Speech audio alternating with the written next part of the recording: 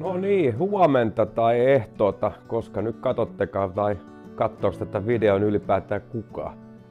Mut nyt on vähän monenmoista asiaa tähän videolle, että tässä on jotenkin niin pitkän nihkeä tää talvi ollut ja nyt se alkaa olla pikkuhiljaa selätetty ja pitäisi alkaa noita myyntivarastoa tekee noita rännejä. Mulla on tossa nippu niitä taas tulos, että niitä nyt on vielä nyt muutama on tossa valmiina ja lisää on tulos, että pitäisi näitä jalkoja alkaa hitsailemaan lisää ja löytää itsestään se, mikä se nyt sitten onkaan, sisäinen hitsa ja etsiä jostain, että saisi ne nyt aikaiseksi. Ja sitten mulla on tällainen projekti ollut jo vähän niin kuin viime syksystä asti, kun mä kisaamista tuossa innostuin harrastamaan. From South Africa, our president Sanjay Singh. 8 Sami Karppi, Finland. 9 competitors, take your place. Get ready. Mä tein tällaisen kisavaskoolin lasikuidusta ja mun piti tähän nyt oikein tehdä semmonen fiini videokin, miten mä teen tähän kaiken maailman silikonin muotit ja sun muut kaikki. Ja no se silikonin muotti sitten meni ihan täydellisesti persiille, että siinä meni sitten sellainen 200 € hukkaa sen silikonin kanssa, mutta sai siitä nyt tehtyä tällaisen prototyypin, että en ole näitä nyt uutta muottia vielä tehnyt, kun ajattelin tuossa toukokuussa olisi nyt Kurikassa ne kisat, niin otan tämän prototyypin sinne mukaan ja näytän sitä nyt vähän noille, käynyt enempi kisannut, niin ukoille, että mitä mieltä ne tästä on, että jos ne tuomitteet on ihan täydeksi paskaksi, niin sitten täytyy tehdä uusi aihio vaan, mutta kyllä mä täällä syksyllä vähän kokeilin, niin kyllä tää ainakin omasta mielestäni toimii ihan hyvin, mutta olisi tietysti hyvä saada sitten sellaisen puoliammattilaisten mielipide siitä, että tää ei kuitenkaan mikään ihan halpaa tämmönen tehdä. Et jos mä nyt tuuppaan toiset 200 € uuteen muottiin ja sit se on edelleen paska, niin siinä on sit jo palannut 400 plus kaikki nämä matskut, mitä tähän lasikuituseen vaskooliin menee. Mutta toivotaan nyt, että tästä tulisi hyvä, niin mä ajattelin, mä teen näitä sitten myyntiin, kun noit kisavaskooleethan ei ole kuin se yksi ruotsalainen, mikä niitä oikeastaan tekee. Et ne on muovista sorvattu ja ne on aika painavia. Ja tähän mahtuu enempi hiekkaa, että on vähän syvempi ja tässä on nämä rihlat on ihan toisenlaiset. Ja tämähän on tosi kevyt, kun tää on lasikuitu. Kyllä tämmöisen varmaan voisi tehdä kyllä hiilikuidustakin, että siitä saisi taas varmaan jonkun gramman sitten pois. Mutta mä teen tästä sitten jossain vaiheessa ihan oman videon, kun saan tuomion tolle mun designille, että onko se hyvä vai onko se paska. Ja sittenhän me tässä videolla niin punnitaan sitä kultaa, että pysykää sitten tämän videon loppuun asti, että nyt sitten karkaa kesken kaiken mihinkään. Niin siinä on nyt viime vuoden hippuja, mitkä tuli aika nihkeästi, niitä kyllä viime vuonna tuli, että kun tuli enemmän harrastettua vaan sellaista tutkimusmatkailua, että vähän siellä sun täällä haahuiltua, niin ei sellaista oikein aktiivikaivamista ollut, mutta tälle vuodellekin on tullut jo vähän hippuja, kun kisakausi alkas, niin ne on kans tuolla putkessa, niin pistetään nekin puntariin ja monenmoista. Mutta ei kai siinä mitään, niin vaihdetaan kuvakulmaa välillä.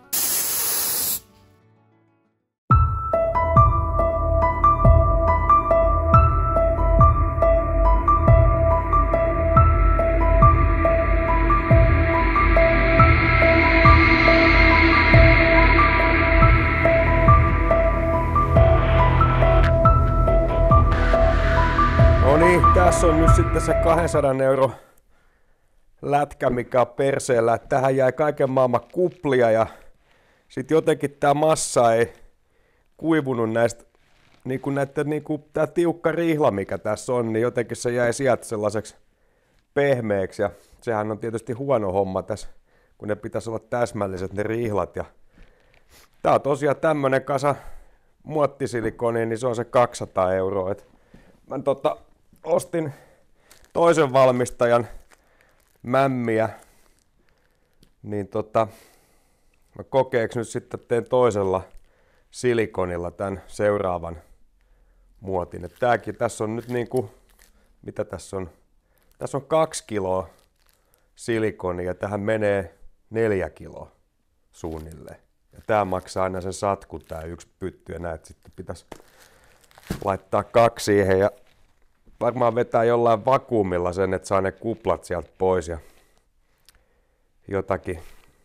Täytyy tehdä joku sotasuunnitelma siihen, mutta tästä tosiaan nyt vähän näkee, miten tässä on ero, että tämähän on se ruotsalainen tehdasvalmisteinen, niin tämähän on tosi lituska tää pannu, että tähän, mitä tehdään, tuossa on 2 senttiä ehkä tuohon pohjaan matkaa, ja tähän pitäisi nyt mennä huomattavasti paljon enemmän hiekkaa, kun tässä on nyt tonne keskelle, niin varmaan lähemmäs 4 senttiä.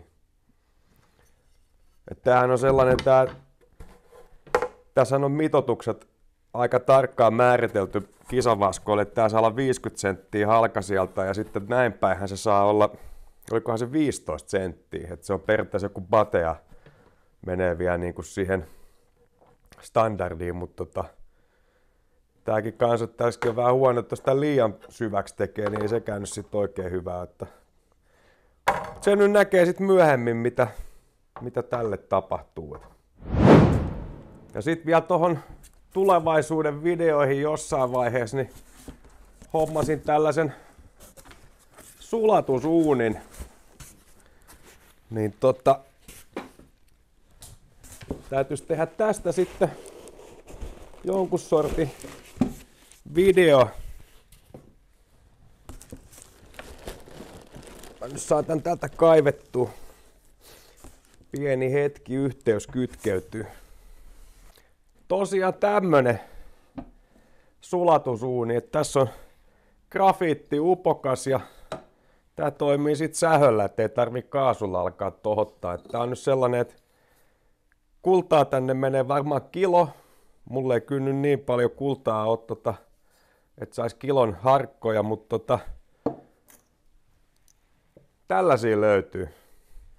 Mäkin on näitä kaiken maailman romuhopeita tuossa aina silloin tällöin, kun jossain kirpparilta tai jossain sattuu nyt vastaan tulemaan, niin tääkin oli kyllä hyvä kauppa. Tää oli Kirpputorilla niin €50 nämä 3 lusikkaa. Näissä on ruotsalaiset hopealeimat, että tää on 925 hopeeta.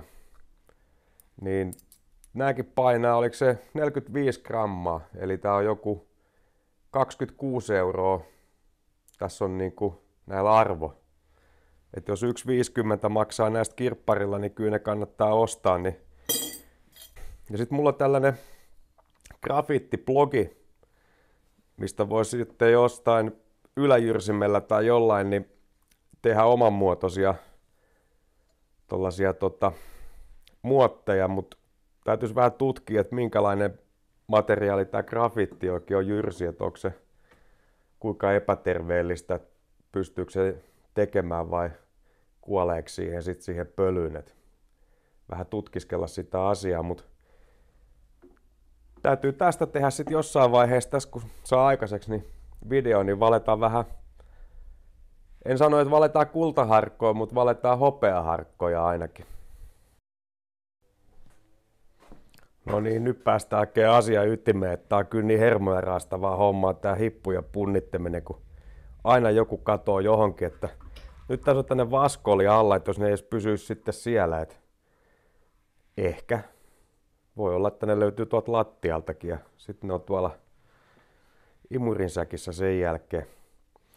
Mutta siellähän väliin semmonen pieni maksettu mainos, että meillähän on myös tässä verkkokaupassa meillä myynnissä näitä kultahippurasioita, että tänne voi sitten pistää omat aarteet, mitä on löytynyt, niin voi sitten elvistellä kavereille, että tällaista sieltä löytyy ja saa sitten muillekin kauhean kultakuumeen aikaiseksi. Mutta tässä on nyt tänne 24 vuoden kisoista, mikä nyt oli siellä Zetorissa, ne yhdet kisat, niin sen kisojen saalis on tässä. Katsotaan sitten paljonko kisoista tuli kultahippuja näin kauden aloitukseksi.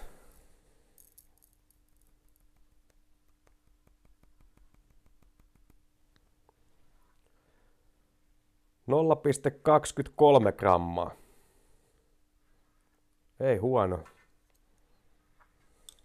Nyt kun ne sais vielä kaikki sitten tänne takaisin tästä.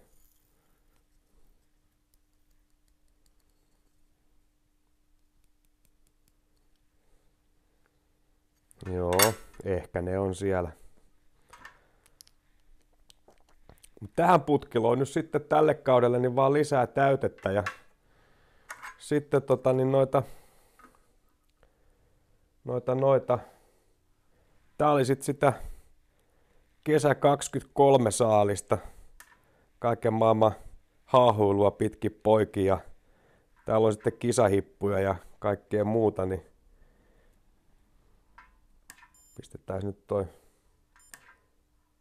puntari taas lyöntiin.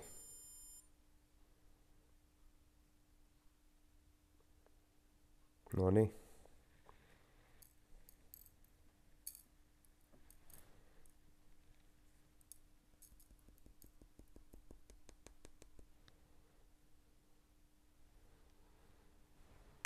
,057 oli viimevuotiset saaliit.